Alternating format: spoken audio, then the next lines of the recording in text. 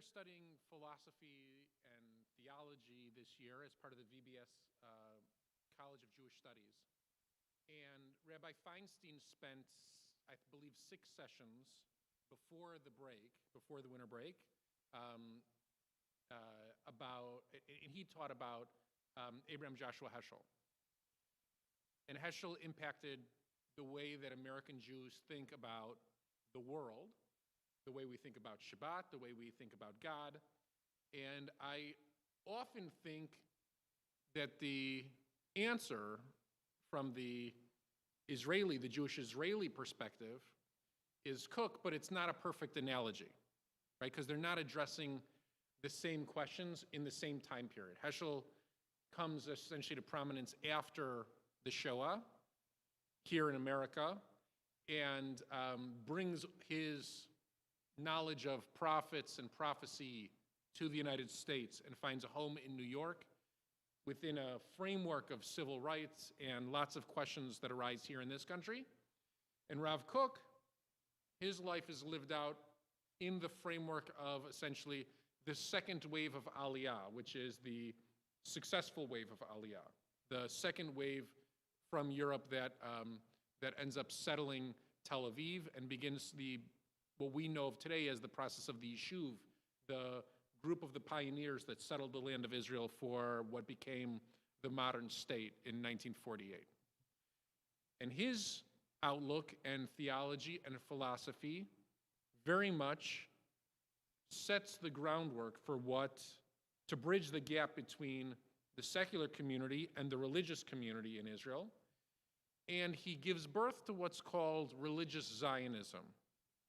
And I just want to pause here for a minute to acknowledge the idea that today, in this current climate of Israeli politics, there's a group of people who run as part of a party called the religious Zionists.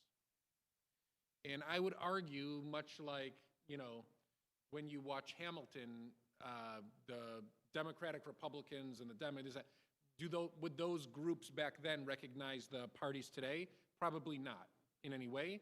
Just like here, Rav Kook's religious Zionism would probably not recognize what today the political party is that's called the religious Zionists. I would argue that the religious Zionists of 10 years ago would not recognize today what religious Zionists essentially ran on and got elected in. But it is, as you'll see, many of the terms that Rav Kook coined end up becoming foundational terms that are used in Israel today, both in a secular, religious, and political arena, because that's how foundational he was as a thinker. The other thing I want to say before we begin is Rav Kook is one of these once-in-a-generation type figures. He was a poet. He composed music. He wrote theology, philosophy. He wrote Torah commentary. And he was involved politically in representing the Jewish people in the pre-state campaign. He was, in many ways, the 19th, 20th century Leonardo da Vinci for the Jewish people. He answered the call in so many ways in terms of a flourishing of a new type of culture of Hebrew that he was neighbors with Bialik, he was neighbors with so many people who form what we think of as the core foundational culture of the new Hebrew language, of the new state of Israel, of the new identity of the Jewish people, that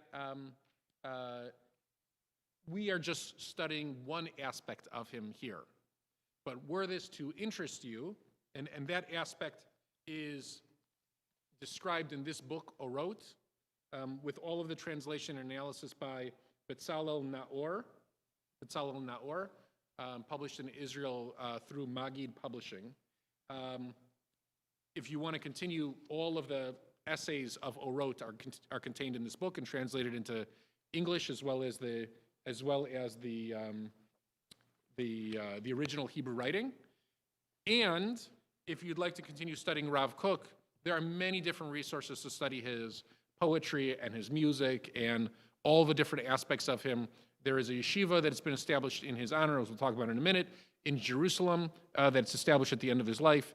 And that yeshiva has since moved out of Jerusalem and continues to raise rabbis in his tradition.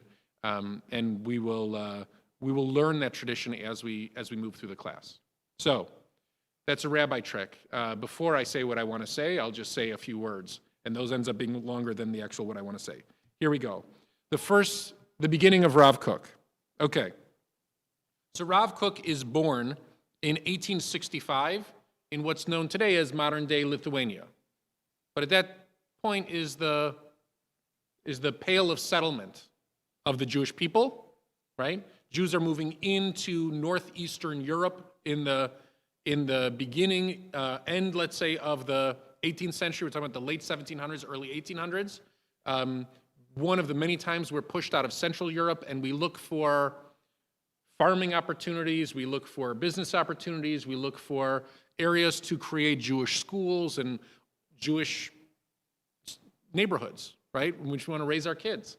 And northeastern Europe ends up being a place where Jews choose to go. Lithuania, Ukraine, Poland, that whole area ends up being a concentrated area.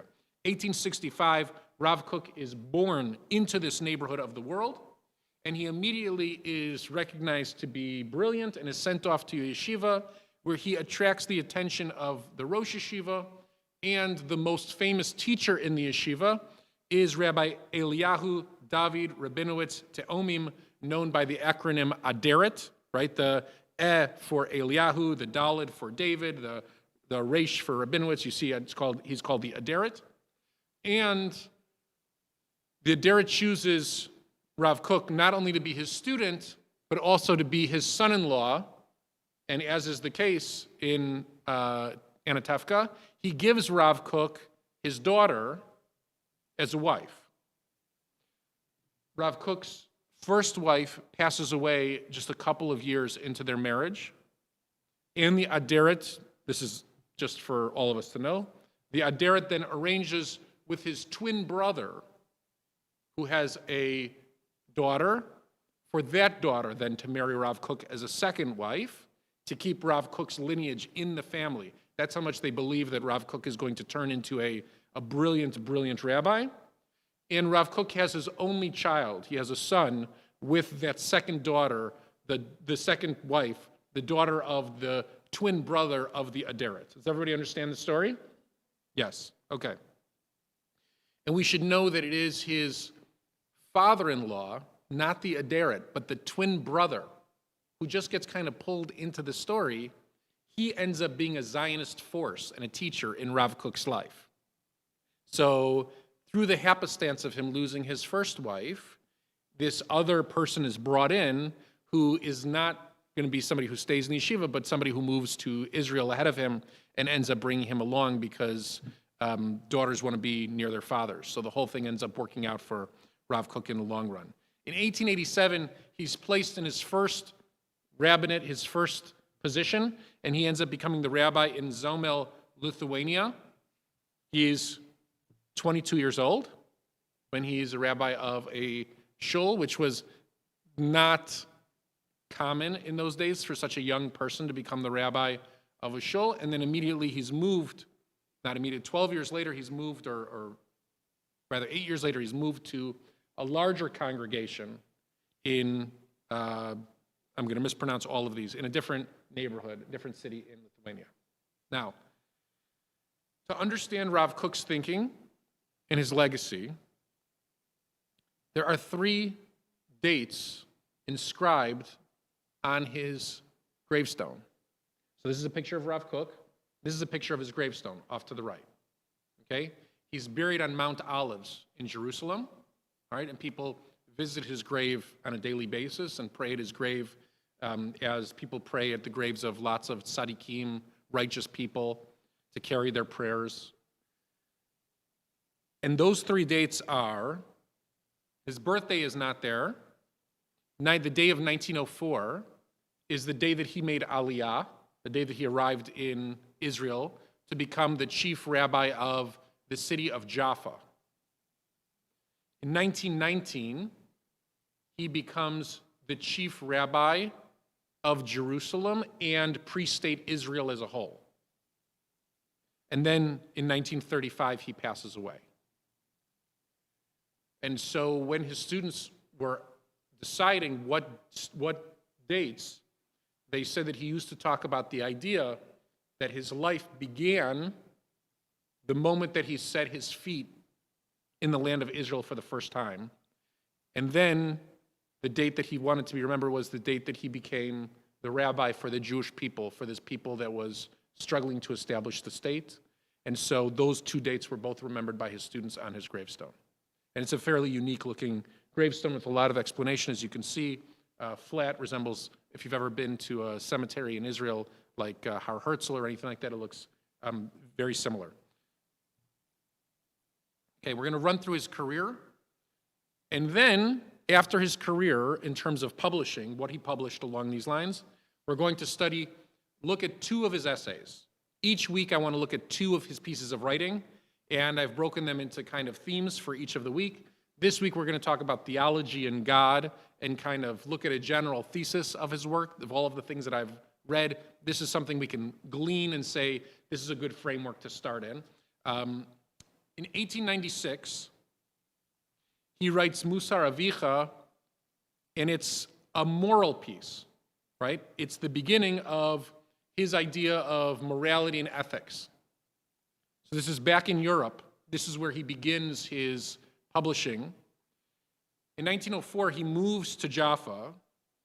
And in 1905, you have to remember the piece that we're reading and that we're studying is called Orot. In 1905, he writes Orot HaTshuva, which ends up becoming one section of the larger piece, Orot. Orot means light, and Tshuva means return or repentance. And we'll see that he plays on the meaning of this word over and over again. Why does he play on the meaning of this word over and over again? Because he sees the return of Jews to Israel as very much a kind of national repentance of what happened for 2,000 years, of a correction, of a misstep in history. So Orot HaTshuva, the light of Teshuvah, are a lot of his original thoughts on repentance, as well as Eder HaYakar and Ikve Hatzon. We don't have to focus on those two pieces right now. In 1910, he writes his first kind of piece as an authority in the land of Israel. He writes Shabbat Haaretz. Now, what does that exactly mean, Shabbat Haaretz? It's Sabbath of the land, right? Shabbat Haaretz. And what is he addressing? He's writing a work, a halachic work, meaning a Jewish legal work, addressing the idea that kibbutzim, of mostly secular Jews, are working straight through the sabbatical years. They're not stopping. And there's not really a kosher police anymore. There's not an authority of kashrut yet in the land of Israel or anything like that. And so people are coming with Jewish backgrounds that they're throwing away, and they're saying it's time for us to reimagine what the Jewish people is going to be like. And we don't have time to take a year off of work every 7 years. We don't care what year the 49th year shows up. Just leave it alone. And Rav Kook has to reconcile the idea that these laws for the land of Israel have to be kept, and these people who are finally realizing the dream of 2,000 years of yearning to settle the land of Israel have to be honored for the work that they're doing. And so he writes this beginning of a legal work permitting the farmers, which is a radical departure, permitting the farmers and allowing them to work the way that they do, figuring out how it is that they can work to honor the sabbatical year, to honor the Jubilee year, and to continue being productive farms and productive kibbutzim in the land of Israel in a secular sense. And in that way, he encourages the kibbutzim to continue bringing more secular people to work there to become as successful as possible. Does everybody understand? So, in 1914, something happens to him that is influential in the rest of his life, that gives him a different perspective. He is, over the course of his life, asked and brought all around the world to discuss religion and Zionism to communities that are either not religious or not Zionist. He is essentially a spokesperson for both communities, and he's brought to Germany in 1914 to speak to a rabbinic convention in Germany about the future of Judaism and the future of Zionism. And what happens during that convention?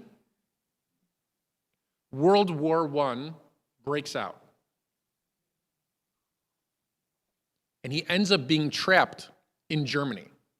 As a matter of fact, they intern him as an illegal alien. They arrest him, and they put him into what was then an internment camp only for illegal aliens. He feels immediately that he was unjustly arrested, and he works on being freed and escaping through the Jewish community. They get him onto a boat, and he escapes to London, where he's trapped in London for the duration of World War I. He serves in a synagogue in London, writing about how out of place he is in London, until the end of World War I, when he can travel back to the land of Israel, which then flips to being under British control, right? Because World War I sees the transition between the land of Israel being under Ottoman control to being under British control. Once he has this experience, he writes and speaks a great deal about the danger of Jews being trapped in Europe against their will. Against their will. So now suddenly, he doesn't only have the experience of the anti-Semitism he grew up with in Lithuania. He doesn't only have the experience of being trapped in Europe, as he calls it, a continent of prison, right? He also has the answer for the Jewish world of Europe, and that's the promise of the place that he wants to spend his life in, and that ends up being part of his outlook for the rest of his life. For the rest of his life. 1920, a few years after the war, he publishes Orot, which is essentially the treatise of his philosophy, theology, Zionism, the way that he interprets Jewish text. And then in 1921, almost immediately afterward, he's promoted to the chief rabbi of pre-state Israel, and he takes the office of his father-in-law, who held that office in Jerusalem. He ends up taking that office, and his father-in-law says publicly that he, meaning his father-in-law, was but a placeholder, holding the seat ready for his son-in-law for so many years. And that day is celebrated by the Hasidic community even today in Jerusalem, and the grace by which his father-in-law gave him the seat and gave him this position in many ways sets the tone that has largely dissipated over the course of modern politics. And so today, as we have a chief rabbi of the Ashkenazi community, a chief rabbi of the Sephardic community who barely speak with one another, and we have a large part of the Jewish world who don't respect either, right? Who don't feel like either one represents any of us, then many of us end up yearning for a time to go back to a person like Rav Kook, who saw all Jews as part of his community, part of the contingency that he represented, and very much sought the secular community to teach and to bring into the fold in so many ways. And in his dream, there would be one singular Israel that welcomed all Jews from the four corners of the earth, and he tried to set the stage, set the groundwork for an Israel that would do that, an orthodoxy that would do that, and a secular community that would be extraordinarily successful. In 1924, immediately before his passing, and he passes in 1935, but 1924 they found it. It doesn't actually get up and going for a little while. They established Merkaz Harav Yeshiva, right, the center of the Rav's Yeshiva in Jerusalem that is to teach his philosophy outlook to Jews who want to study and begin ordaining rabbis and all of that in Jerusalem. And again, that has since moved out of Jerusalem, and I believe it's moved a couple times since its founding.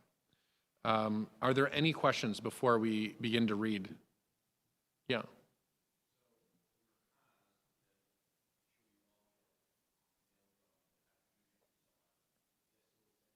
No.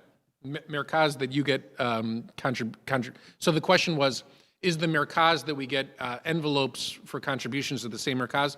That Merkaz is that you get letters from is the Zionist political arm of the conservative movement, and that's an organization that I sit on the board of, and I highly recommend everybody joining and supporting.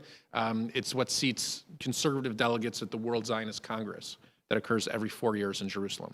So it's a different thing. Sure. Yes. Okay. Yes, you had a question?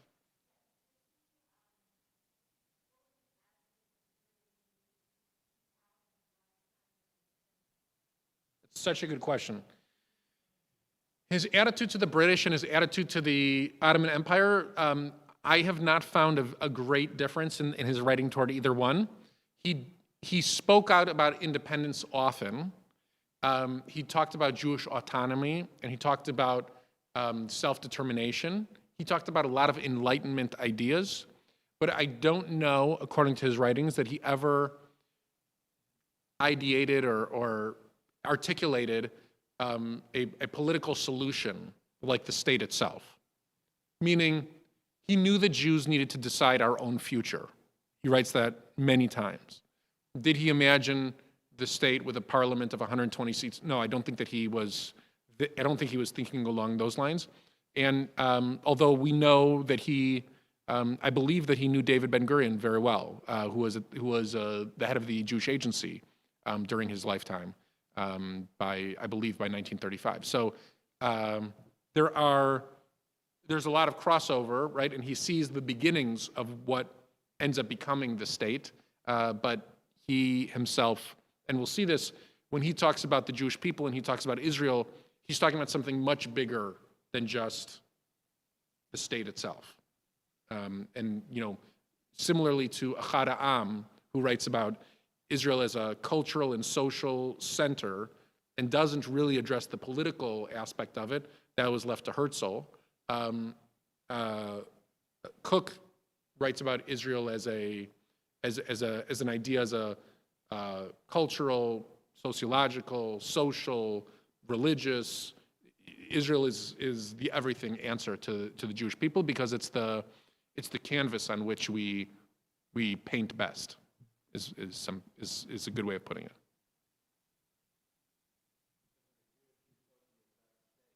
A Jewish utopia without a state. So it's not very different than Herzl's original idea was a Jewish utopia as well. So the only difference between Herzl and Kook is that Kook actually lived there. Kook lived it out. So let's begin by looking at some of his writings, and we're gonna start by if you have a packet in front of you, you'll see we start today by talking about God.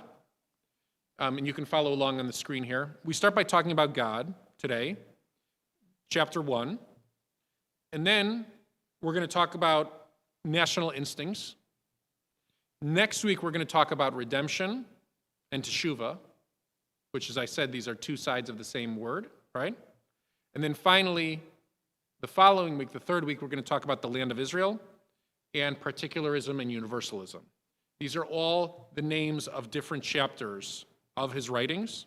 And Orot HaTchiyah, or the light of rebirth, is the name of one of the sections contained in the larger work Orot. So, I always include the Hebrew in the beginning because it's such beautiful Hebrew. It's not, the philosophy itself reads like poetry. When you read it, it is easy to understand and yet beautifully constructed. Why is it easy to understand? Who was his intended audience, essentially, for reading his work? The Jewish community in Israel was his intended audience. Jews outside of Israel read his work as well. It's clear we know that. But when he starts passing out these essays to Jews in Israel, when it starts being published in Israel, we should not underestimate the idea that Jews living in pre-state Israel predominantly spoke Hebrew as their second language. I was waiting for somebody to finish the sentence. Second language. So, right, everybody was an immigrant. And so this could not be the Hebrew of Shimon Peres, who was, by the way, also an immigrant. This had to be a more basic, understandable Hebrew, and at the same time, it really reads beautifully. So, Habina hayoter shlema umetuka shel da'at ha'elahut hi hakarat hayechash ha'elohei el ha'olam ha'klali. The most complete and sweet understanding of knowing God, or God knowledge, is the recognition of the divine relation to the general world and to all of its specifics. Okay, so let's just break that down, because what I like to read in English, then I like to translate it into English to make sure we all understand what we're reading, if that works for you. So the most complete and sweet understanding of God knowledge, right? So the best way to understand God is the recognition of the divine relationship, of the relationship between God and the world in general and the world in detail. And we're about to find out what he means by that. Material and spiritual, because he believes that God runs through both ideas. The relation of the soul, the spiritual side that vivifies and fills the light of existence and blossoming to the body. So we're talking about the relationship between the material and the spiritual, the soul and the body, to the thing requiring life, light, and blossoming. When this relationship fills the heart and soul, it ends up looking like what? Love. Right? This is not somebody... Sorry, did it go out? No, we're good?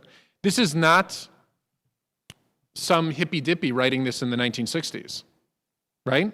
To say that in the end, if God truly runs through something, to understand whatever we imagine God to begin like, right? And however we see the path, if it crosses through materialism, spirituality, if it crosses through human body or soul, if it crosses through the river of something else, whatever path God takes, we know it because it ends up being what in the end?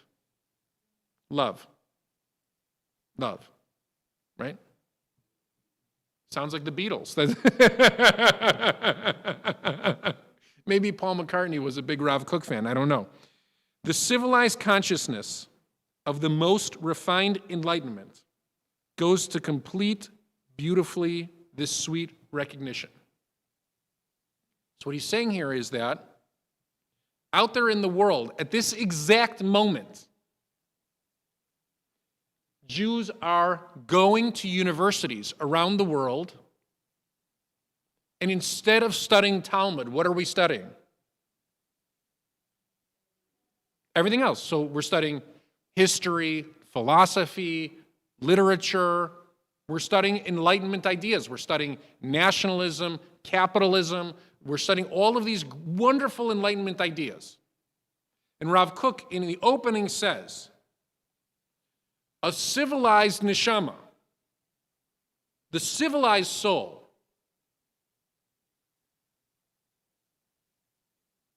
in that civilized soul, one can be spiritual and Jewish, and one can be enlightened. And when you combine them, you'll recognize God even better. The Enlightenment is not an obstacle to what Rav Kook is teaching in Rav Kook's opinion. Right? If somebody studies philosophy, history, literature, politics, economics, finance, he believes they will recognize what he's writing to be true faster, not slower. And he thinks that, and truthfully, that's why he's brought to Europe so often to talk about these very ideas. Okay, these are two big ideas in the first essay. Are there any questions before we continue? Great. In the life of the individual, it's easy to arrive at this state through the improvement of ethics, practical and intellectual, and through the uplifting of the light of knowledge in general. So, if you want to know God, how should one begin? You begin by leading an ethical, moral life. You begin by trying your best to be the best person that you can be. And you begin by learning. Does he tell you what you should be learning? No. Because he thinks wisdom is implicit in the Jewish tradition. If you don't get out of the Torah that we should be learning, then you've missed the point of what it is that we do when we read Torah from the very beginning, right? One can watch a Jewish worship service and not understand what is happening other than the fact that somebody is reading material and everybody else should be listening. If you come to our congregation, you could be listening or you could be reading the Jewish Journal or talking to a friend. But in theory, somebody should be listening and learning from what's being chanted aloud for all of us to understand. And to Rav Kook, that's foundational. Being a good person and the willingness to educate yourself has to be the starting point for finding God. For the time being, meaning in his time, civilization has not yet reached the stage of preparing a divine sympathy of the absolute good in the depth of the soul of the collective. What is he saying? In his day, is the world good or is the world bad?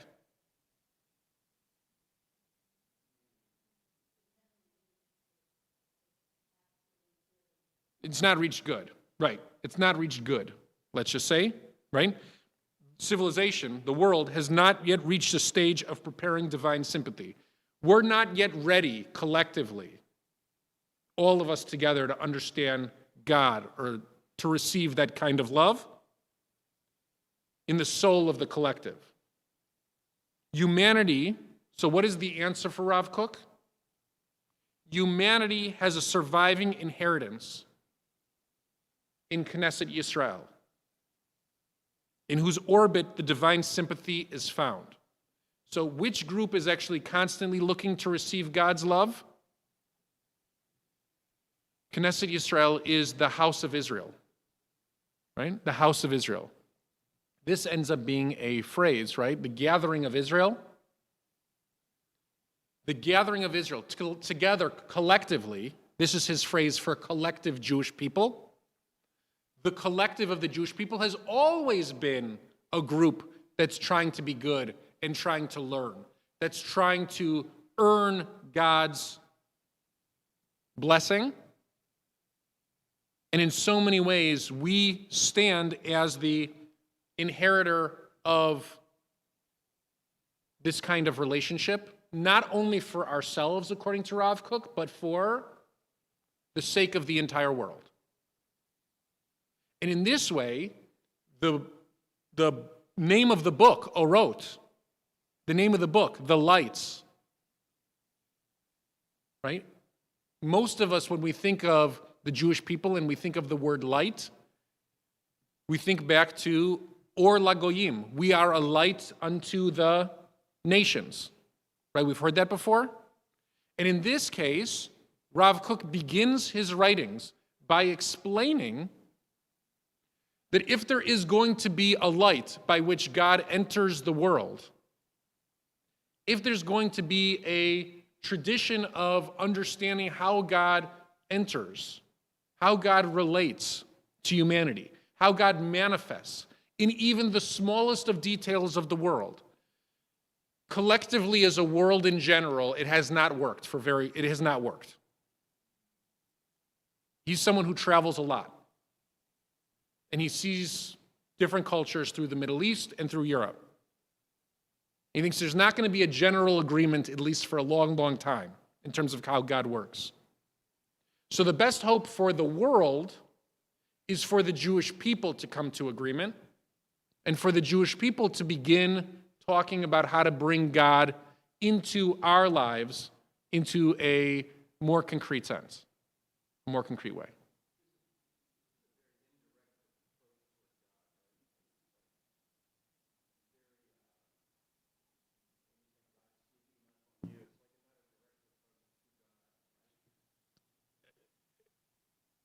The question is this a direct approach to God?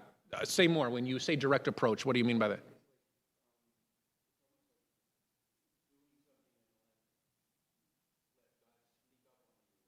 Right. So Rav Kook comes out of a Hasidic tradition, and so Hasidic, Kabbalistic tradition. So Kabbalistically, God is in everything already. Right? God is in everything. God is in the good in the world, and God is in the not good in the world that somehow ended up being not good. God runs through all aspects of the world itself. So in terms of a direct or indirect, it's not about us doing something, it's about us recognizing something, right? We don't do something to God. God wants to enter our lives. God wants to be part of the world, and we need to just recognize how that works in this way.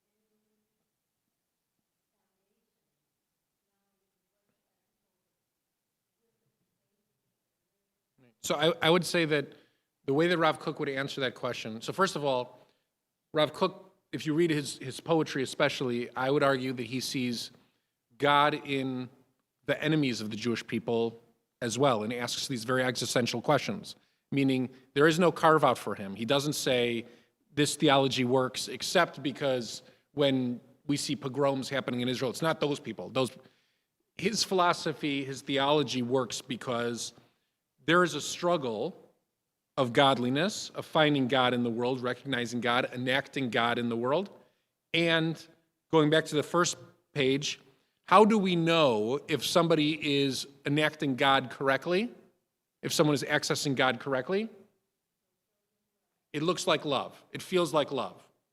So when you come out and you say, well, people have different versions of morality or ethics, right? And we can all recognize that. But somehow, I think Rav Kook would say his kishkis tell him that these people's morality doesn't look and feel like love.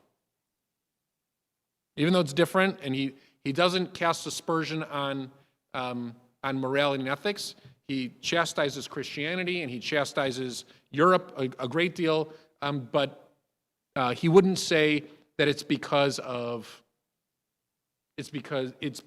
what ends up coming out doesn't look like love, doesn't look like support. So the soulful divine national feeling, this is now of Knesset Yisrael, the gathering, the congregation of Israel, right? A synagogue is called a Beit Knesset, a house of gathering. And he calls the Jewish people Knesset Yisrael, the collective of Israel, the gathering of Israel. The soulful divine national feeling blossoms and bonds to all light in history, which vibrate in the subject of that history. Namely, what's the subject of the history of that group?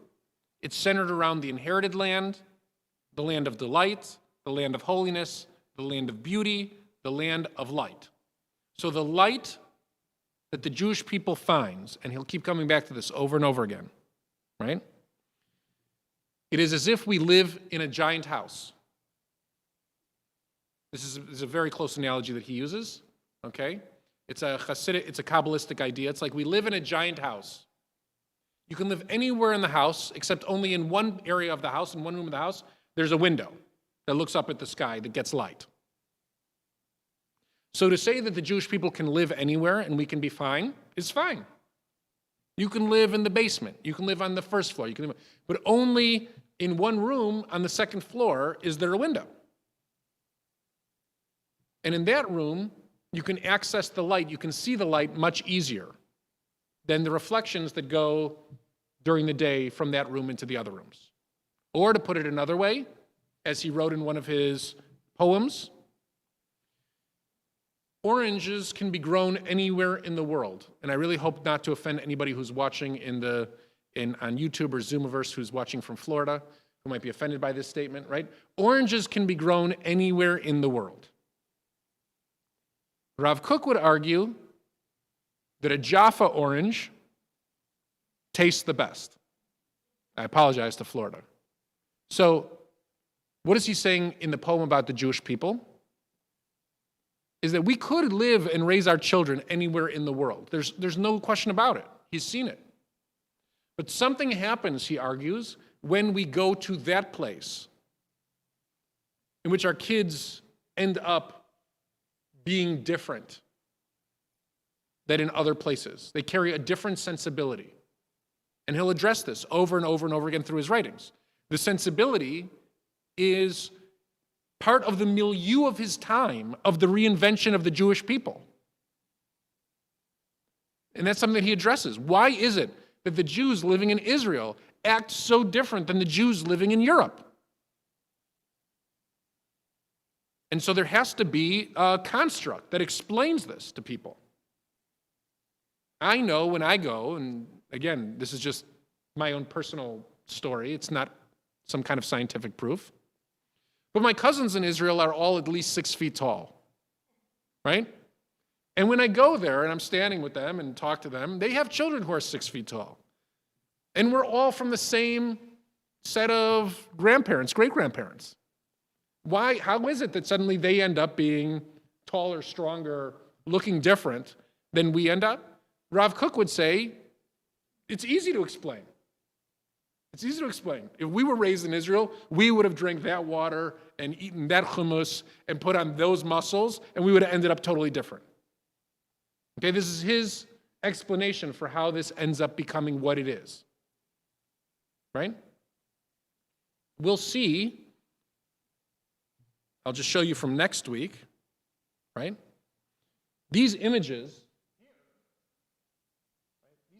of Jews carrying shovels in short-sleeved t-shirts, settling the land, those images are sent throughout the world to the Jewish community, and the Jews in Europe receive them in disbelief.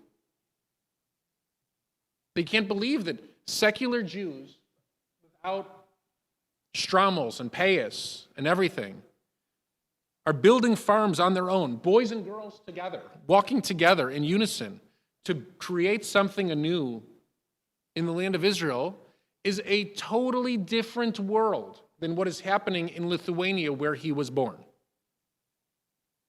It might as well be, Mars and Jupiter.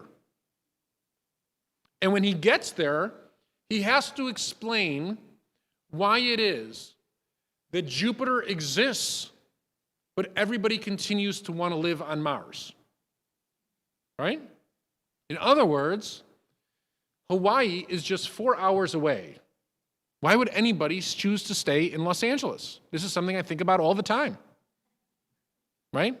Any of us could just drive to the airport and get on a plane, a one-way ticket, And we're in paradise. And we're in paradise. But we all live here. And Rav Kook believes that he lives in paradise, and he tries to sell it. And he can't explain to Jews why it is that they choose the irrational choice.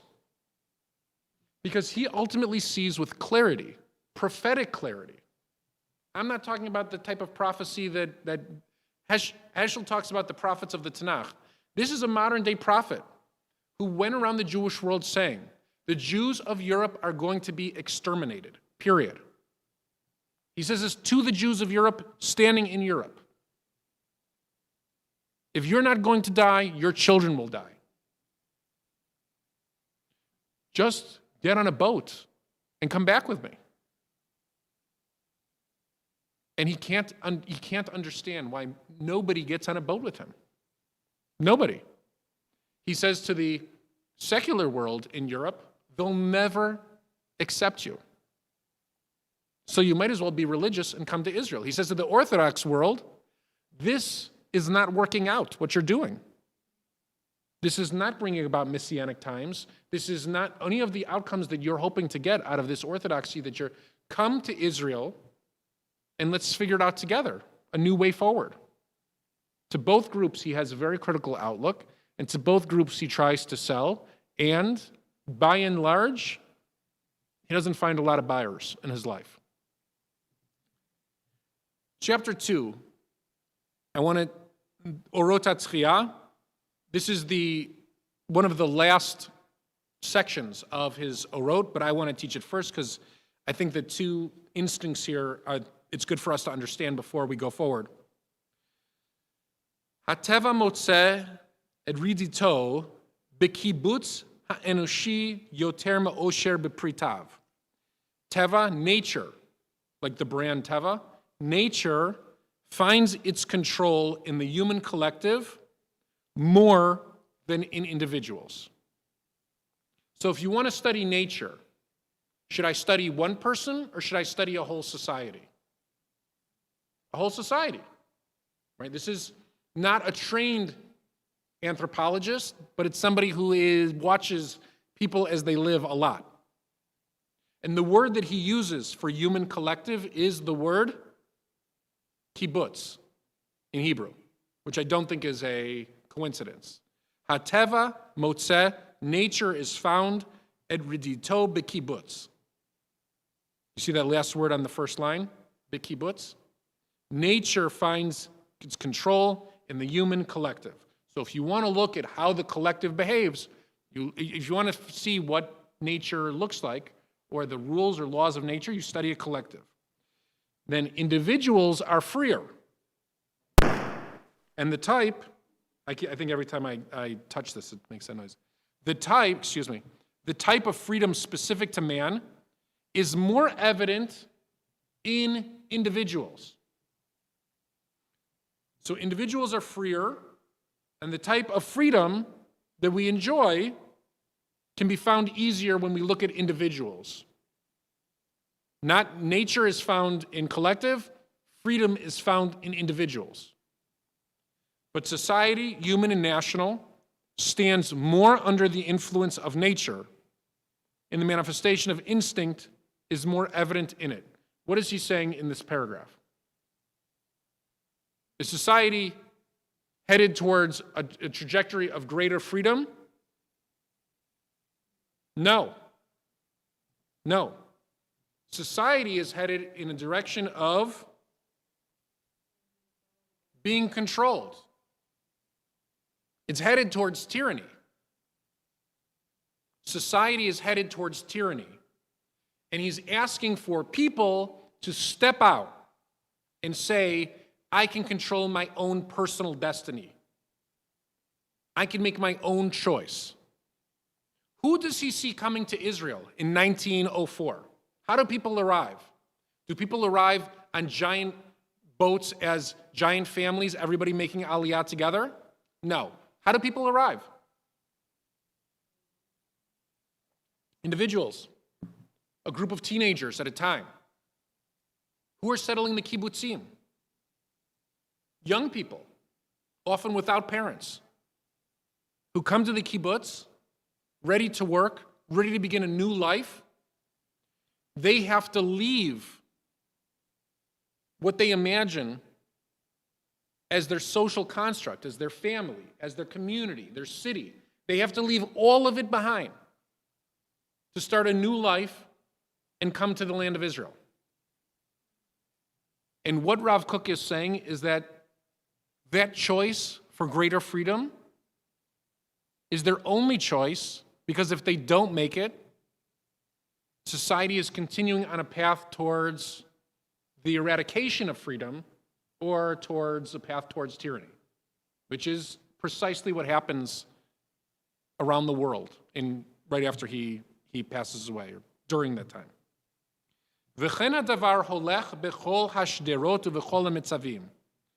So goes it in all avenues and situations. Now this is, I would argue, one of the thesis, one of the clearest theses, which is why we're ending with this today, and then I'll open it up for a conversation. So goes it in all avenues and all situations. The battle of existence makes its way in the material world as well as in the spiritual realm, the world of opinions and concepts. If you want to know where the world is held in a balance, it's held in a battle between materialism and spirituality, and between opinions and concepts. So how is he going to fight this battle? How does he fight this battle? Is it only in the conceptual world that he fights this battle? No. He'll talk about the fact that he himself has uprooted his personal family and moved physically, and he has to battle the forces through his writings, through ideological ideas, right? Through his ideological pronouncements, let's just say, as well. Both have to be the way that the Jewish people charter a path forward that's different. We have to not only change the physical, material way, spiritual way that we live our lives, we have to espouse a different group of ideas. We cannot just accept everything that's happened to us as rote. This is the beginning of something completely new for him, and we find ourselves at this crossroads, this battle, exactly in his lifetime. And he claims throughout his writing that for goodness to win, the Jewish people have to win. For love to prevail, the Jewish people have to prevail. And to do that, he believes that there's only one path forward for the Jewish people, and that path is a straight line you can draw from Europe to a tiny strip of land in the Middle East. That is the path forward by which Rav Kook believes the future of the Jewish people and the future of godliness in this world can survive. Next week, we're going to talk about how this theology, this philosophy relates then. How does he see the land of Israel? What does that mean?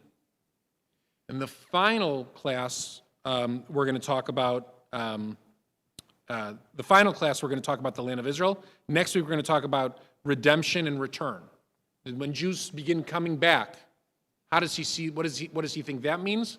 In the final class, we're going to talk about the land of Israel and why it is that particularism and universalism are going to be the key to understanding the future of the Jewish people.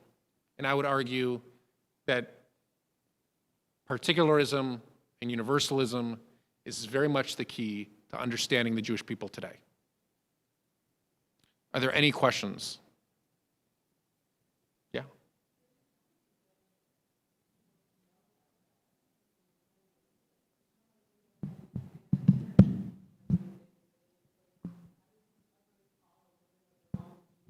Right.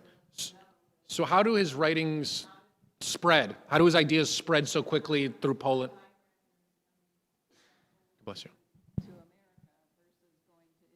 Right. How do your grandparents go from Poland to America? So first of all, when did your grandparents go from Poland to America? 1912, right? So they were very much in the same era. So, so I think there's two. First of all, there's many ways to explain the decision that your grandparents made. You can probably explain even better than I can. But Rav Kook is excommunicated by certain Orthodox communities throughout Eastern Europe because they think that he's become a radical. He's too tolerant of secularism. He's too engaged with Enlightenment ideas. He's too artistic in the way that he expresses himself through poetry and music. And I think that the vast majority of the people who heard his ideas were not willing to uproot themselves, sell everything that they had, get on a boat for what they perceived to be possibly even a harsher life. They knew the devil that they had. You know, all four of my grandparents are survivors. And I find it to be a great transgression today to wonder why Jews didn't choose different paths forward because they faced what a teacher of mine once said was so many choiceless choices.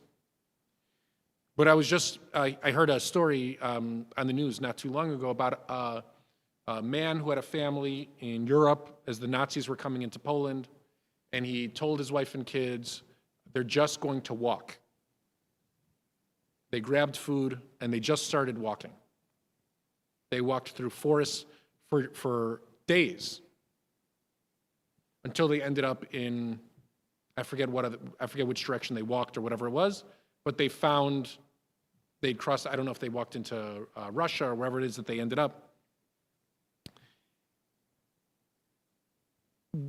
What gave certain people the strength of character to say, I don't know what's in the forest, but I'm not willing to stay here with my family to wake up tomorrow to see the Nazis take over the town, see the ghettos start to be erected, see laws start to be implemented? We're just going to walk. And I think that Rav Kook was very much of the same character. He knew that what was happening in Lithuania was horrible.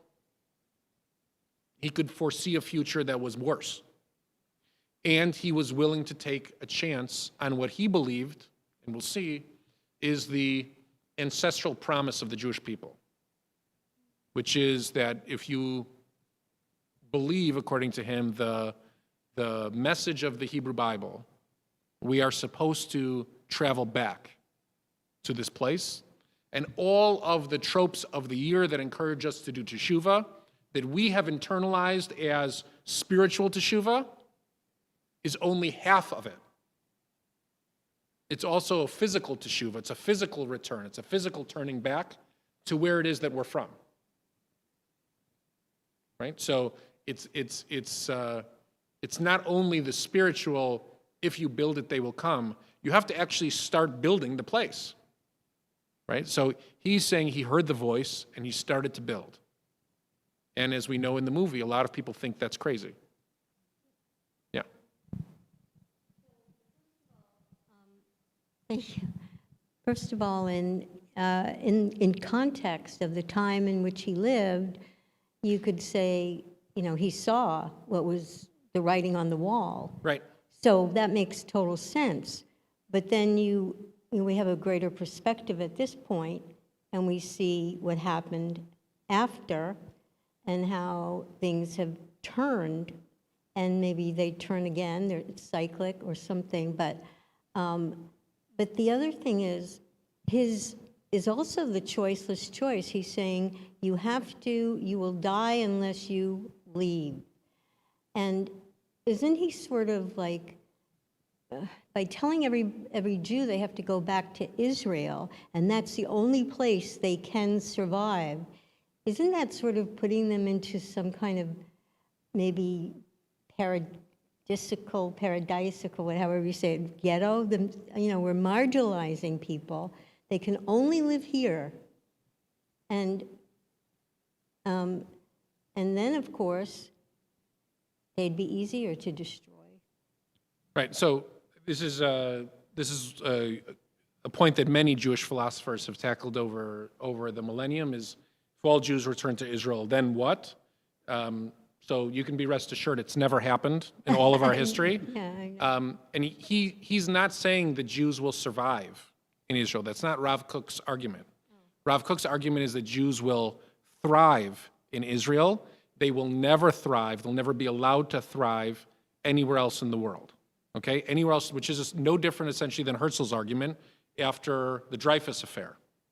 He sees, what does Herzl see? In 1894, he's a reporter in France covering the trial of Alfred Dreyfus, who's a captain in the French army. Everybody knows this story, or yes? Right? And he says if a captain is put on trial for treason simply because he's Jewish, right, and found to be guilty, in Paris, right, the capital of the enlightened world, what chance do Jews have in the continent? And Rav Kook would take it from a spiritual total. He begins in a very different place, right, which is that I would argue, if you take seriously the idea of prayer and you read what it is that we're praying for in the Siddur over and over and over again, if you just take Birkat HaMazon, grace after meals, if you were to take any specific, you read about Jerusalem and Israel so often that what are we doing if we don't have relationship with that place? So, again, going back to the orange tree analogy, right? We could physically get an orange tree to grow in lots of different climates. Lots of climates. He grants that. He's seen them grow all over the world. But he argues that the taste of the Jaffa orange is different. I don't know how many people have tasted a Jaffa orange, but he's right. He's 100% right. There's a reason why my kids ask, why does fruit taste like this in Israel? Fruit tastes different there than tastes here. Fruit tastes different all over the world. He sees what he sees, tastes what he tastes. He comes back and he says what he says as a result.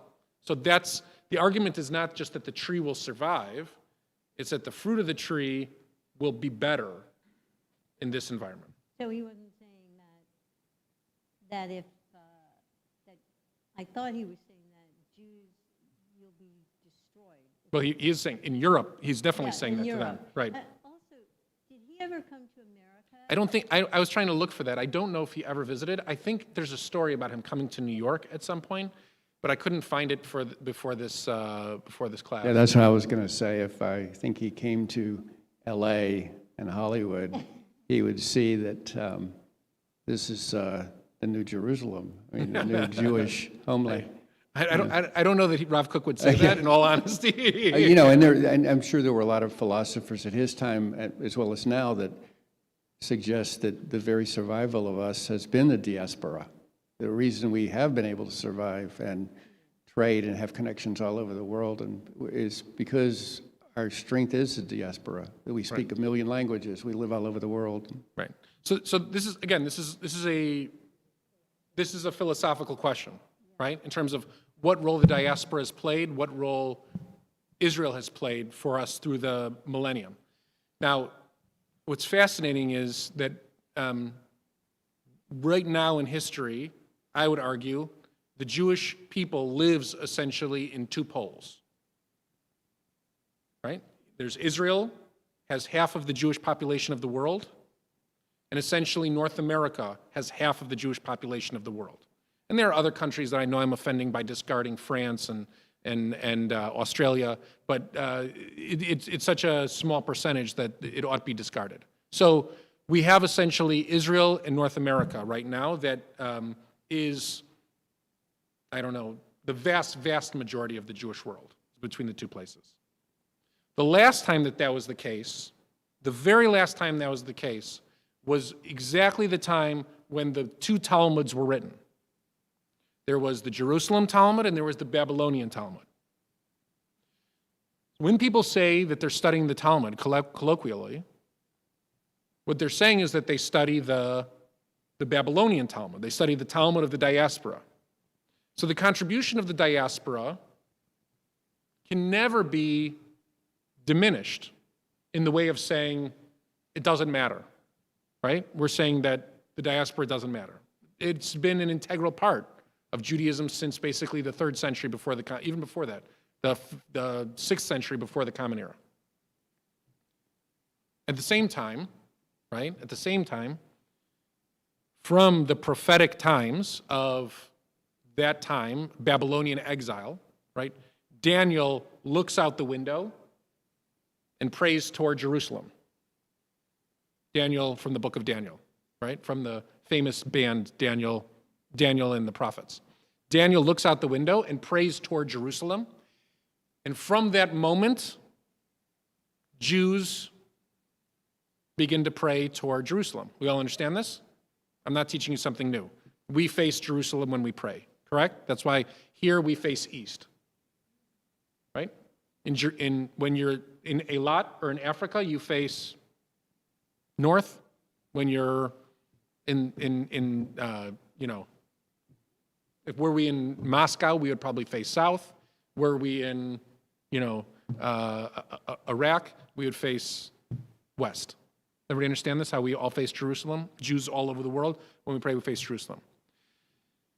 In that act, we're constantly saying and we're constantly behaving in a way that we profess, not only to ourselves, but to each other, that the center of the Jewish people cannot be Hollywood.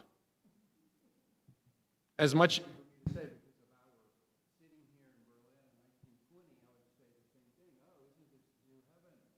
Right.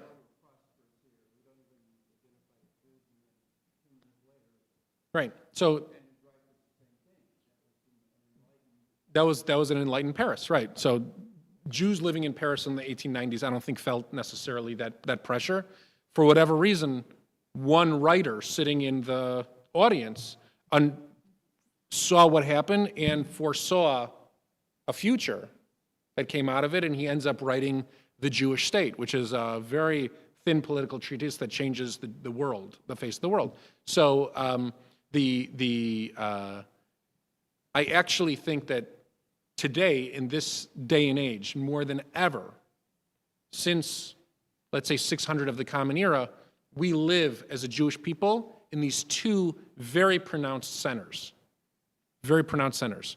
And that's why the Israel-diaspora relationship is basically an Israel-American relationship, right? With our brothers and sisters from Canada and Mexico of the Jewish communities included in that. And we're constantly examining how that looks. And it's constantly not only being examined, it's constantly being re-examined as the shift of power in that relationship moves more and more towards the Israel side of that relationship, right? As the Jewish community in Israel begins to dictate more and more help this direction, as opposed to my parents' and grandparents' generations that used to send blue pushkis with nickels and dimes to Israel for tzedakah, right? Israel now doesn't need those blue pushkis anymore, thank God. And the help, right, is coming in back towards us in different ways all the time.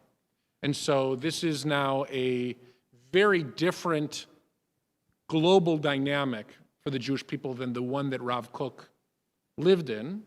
And yet, when prophecy comes along like this, when somebody sees the world so clearly and begins teaching in a way that they're teaching legacy verbiage, their actual words that they use are constantly being reinvented to be utilized over and over again, I think it's really important that we understand what he has to say, because it's a warning for all times, no different than Ezekiel, Isaiah, or Jeremiah many generations before him. I look forward to seeing it. Yes? No, go ahead. How Rob took the about how secular the Jews in Israel tend to be? It's a great question. So the question is, how would Rav Kook feel about how secular Jews in Israel have become? So more than 60% of Jews in Israel are classified as they would call it chiloni, which means secular. That word can mean a whole bunch of things, just like many of the Jews sitting in this room call themselves conservative Jews, and that can mean a whole bunch of things, right? So the tag, but in a very earnest way, if one goes to Israel and spends significant time there, you recognize the majority of people are not religious. And I think that he would argue, and we'll look at this in some of his writings, he sets a foundation for the understanding that by Jews living in Israel, they are through and through Jewish, even if they don't wake up and go to shul in the morning. They're living out the Jewish ideal in that way, and it will be easier for them to one day decide to go to shul than it will be for Jews in the Pale of Settlement to decide to move to Israel. And he sees his role very much as convincing secular Jews to fit into a halachic life, even if it means by condoning acts that otherwise would be thought to not be part of a halachic worldview. So he tries very much to move the Jewish community in Israel into a Jewish understanding of the land, of the law, of the Torah, and to see how it is that they fit into this kind of unfolding new age, and for them to see themselves as a partner with the Torah in this new settlement of the land. So I think that he would see it as kind of a truth that he recognized long ago, and he would argue that, I think, if you read his works, he would argue that the Orthodox community and the rabbis in Israel, the rabbinate, has largely failed in its outreach to convince the secular community to be part of this kind of Jewish framework. And the secular community, he would argue, might have walked away as well. So, but he worked so hard, tirelessly, to try to bridge this gap, And he lived it out. He walked through the streets of Tel Aviv on Shabbos, Jaffa and Tel Aviv, trying to speak to people, trying to convince people that it's Shabbos. And he loved the idea that people went to the beach on Shabbos, and he thought they should go to shul on Shabbos. So he didn't see a kind of a kind of inevitable contrarianism to secularism and or rather to being Israeli and being religious. He thought that there was a middle ground that both sides could fix and could agree on. And I think that for that reason, he was a singular chief rabbi that everybody could adore. So, and I think that many of those people who view compromise and middle ground as a great solution, unfortunately, they're not in the public eye anymore. Anywhere around the world. Here, there, anywhere, unfortunately, because I very much believe in the middle and believe in centrism because I'm a conservative rabbi. And I think that the middle and rational thought and compromise has a lot to offer. And I hope that one day the world realizes that again. So, have a wonderful, wonderful night, everybody. And I look forward to seeing you next week.